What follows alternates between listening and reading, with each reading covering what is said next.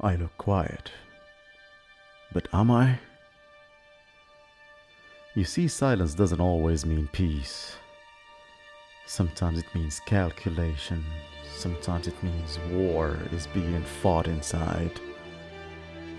Behind these still eyes, I am not sleeping. I am planning. I am thinking.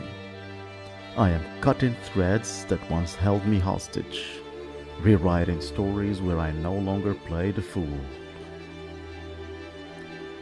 See, every quiet moment I take isn't rest or a break. I am making decisions. I am letting go.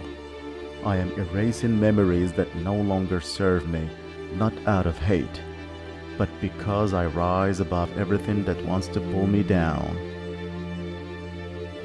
So I am done explaining. I am done defending. I am done waiting for anyone to understand the rage I carry within. Because when you've been hurt enough, you stop reacting and you start moving differently. So I am not just sitting here quietly, I am rebuilding, reconstructuring, becoming, turning to something new. And one day you will look for that version of me you knew, but it will be all gone.